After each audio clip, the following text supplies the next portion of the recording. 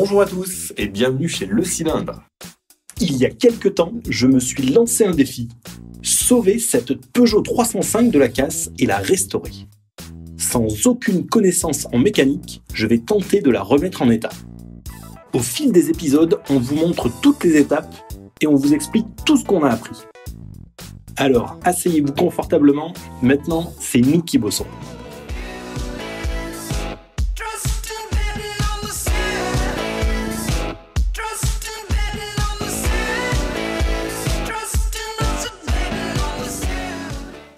Aujourd'hui, il nous reste l'embrayage à remonter et remplacer la vis cassée du carter de distribution.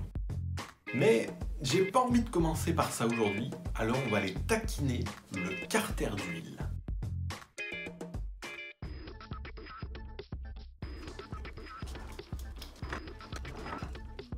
Je remonte le support pour pouvoir lever le moteur.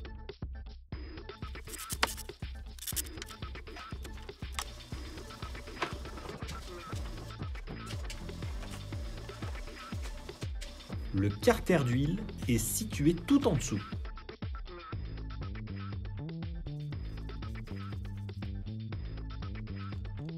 Je retire le support pour le conduit d'échappement. En dessous, on peut voir de nombreuses vis et on retrouve le trou pour la vidange. C'est parti pour le démontage.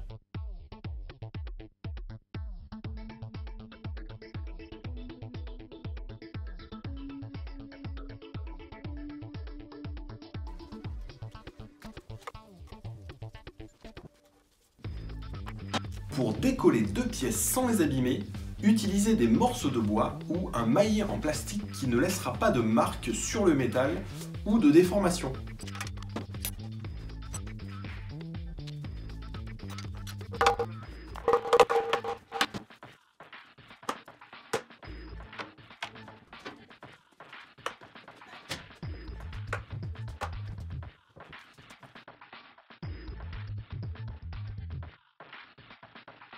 Beaucoup de graisse et un peu de limaille de fer, mais rien d'alarmant après 30 ans d'utilisation. En dessous, on découvre la crépine. La crépine permet de filtrer l'huile du carter d'huile avant qu'elle soit aspirée dans le moteur par la pompe à huile. Des marques laissées par les mécanos de chez Peugeot au montage du moteur. Et le bout de la tirette du niveau d'huile.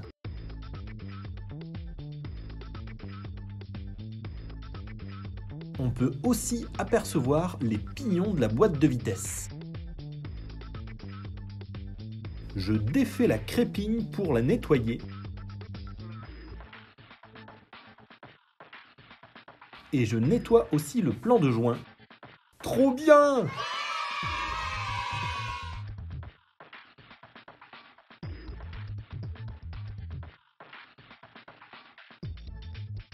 Le lendemain, je remonte la crépine.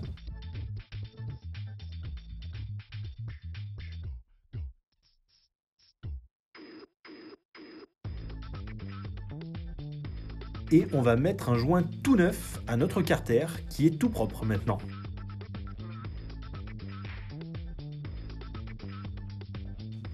On le remonte à deux.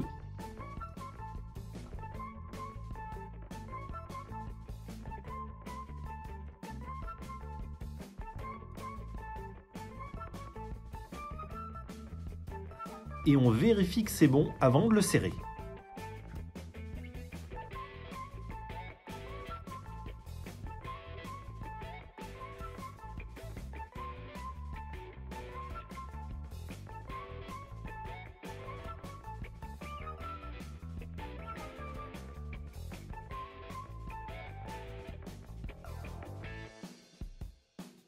Je finis en remontant le support d'échappement.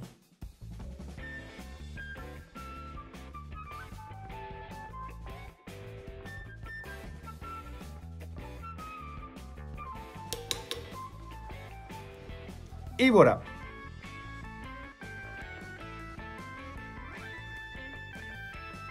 Avant de reposer le moteur, un truc intéressant à savoir sur le ventilateur.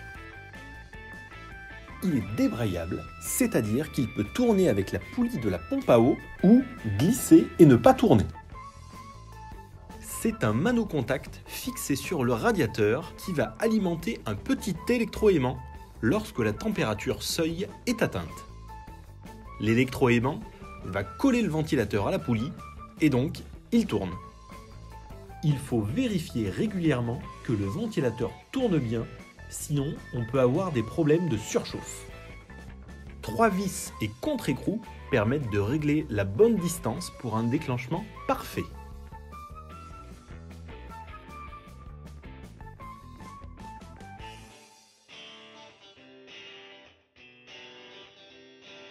Je suis parti acheter de la garniture pour le disque d'embrayage.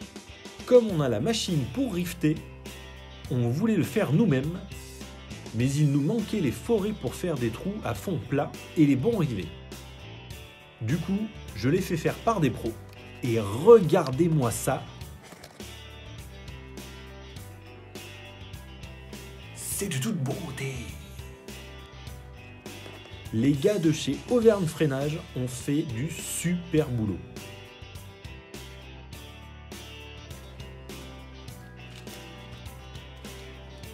Je dégraisse ensuite les éléments de l'embrayage au nettoyant frein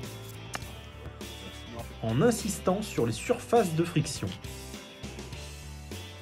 Et je passe un léger coup de papier de verre très fin pour que tout soit nickel.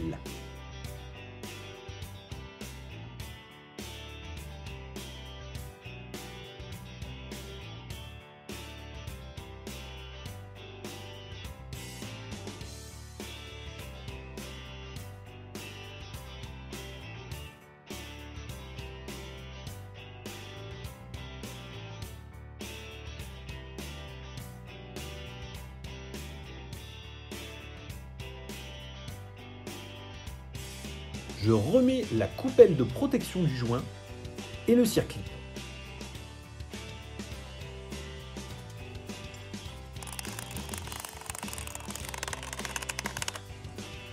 C'est pratique d'avoir un iPhone pour faire des gros zooms quand on fait de la mécanique. Il ne reste qu'à faire l'assemblage du disque, du plateau et du volant.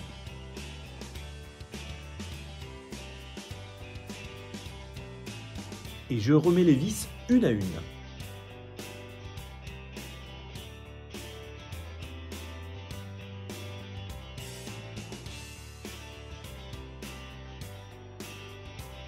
Mais tant qu'on y est, on va mettre du frein filet sur les vis pour les empêcher de se défaire toutes seules. Du coup, je dois tout redévisser.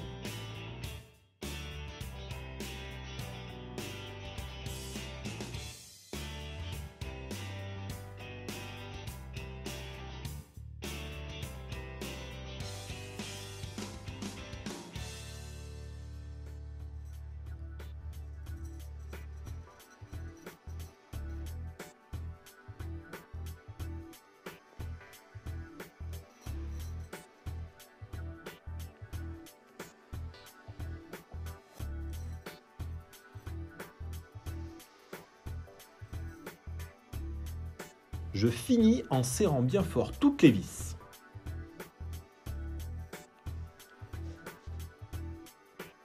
Un dernier coup de clé dynamométrique pour vérifier la force, et c'est bon. On peut enfin remonter l'ensemble dans le carter. J'enlève l'outil de démontage et un petit coup de nettoyage dans le cloche. Vous avez été nombreux à me conseiller de changer la butée d'embrayage, et vous avez raison. Mais pour ne pas devoir attendre les pièces, et aussi parce que celle-ci est en très bon état, je vais la remonter. Au moindre souci côté embrayage, je la changerai. Et maintenant, je sais comment faire. Pour la remonter, je vais mettre de la graisse dans la rainure prévue à cet effet.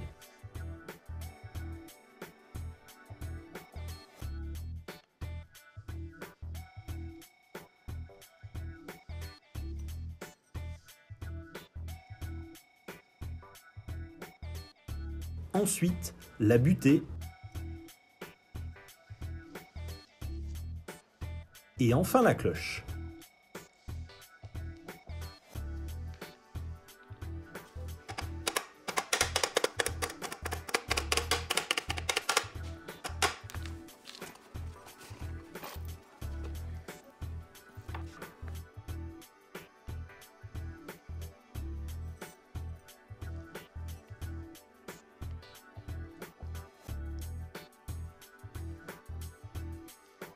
Maintenant, je peux remettre la poulie d'embrayage facilement grâce au détrompeur. Et il faut de la force pour débrayer à la main.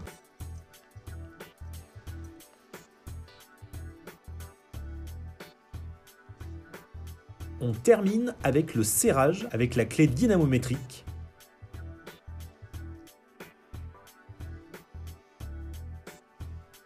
Et bien entendu, le moteur tourne. Alors, il faut ruser. Et pour ça, on est très fort. C'est parti pour la clé à filtre à huile avec laquelle on bloque la poulie. Et au bout de quelques tours, nickel. C'était l'astuce du jour. Bonjour mademoiselle, agent Reban. J'enquête actuellement sur un accident. Ce serait, voilà. Donc ce serait sur une vis de 7, d'après mes informations. Ah d'accord, très bien, très bien. Donc le docteur Labiel opère actuellement. Très bien. Eh bien, je vais l'attendre là-bas alors. Et oui, la vis que j'avais cassée dans le carter de distribution va avoir une seconde jeunesse. J'en ai cherché partout dans le commerce, mais ce diamètre n'existe pas dans les quincailleries. On va donc devoir ruser encore. Avec une autre vis de 7, vous savez déjà ce qu'il va se passer. Je coupe les deux vis droites.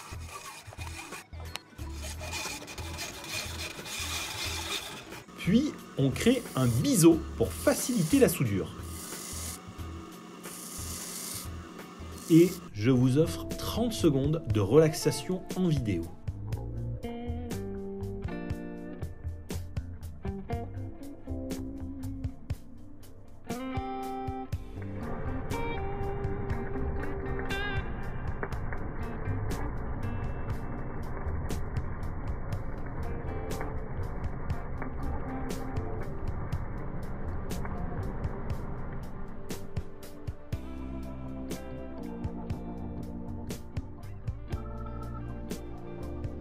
Et voilà le résultat. Attention, il est chauffé à blanc et encore fumant. Il ne me reste plus qu'à réduire le surplus de soudure à la lime.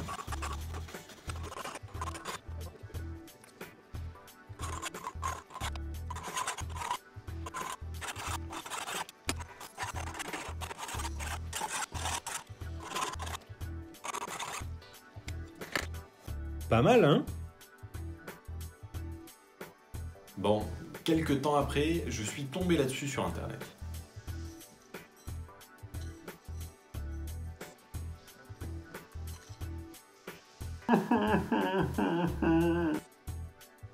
On termine cette journée en remontant la vis dans le carter.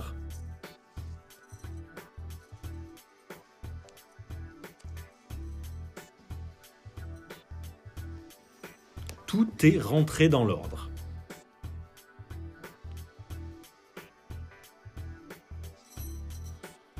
Et voilà, c'est tout pour aujourd'hui. J'espère que ça vous a plu et je vous donne rendez-vous très vite pour le prochain épisode. Un grand merci à Johan Lefebvre et de nouveau à iDreams pour leur soutien. Merci beaucoup. Vous pouvez aussi nous soutenir gratuitement maintenant en allant regarder une simple vidéo. On va vous mettre le lien dans la description. N'oubliez pas de vous abonner à la chaîne Le Cylindre et de nous laisser des commentaires, ça nous fera très plaisir. Et d'ici là la route, on vous la souhaite bien bonne.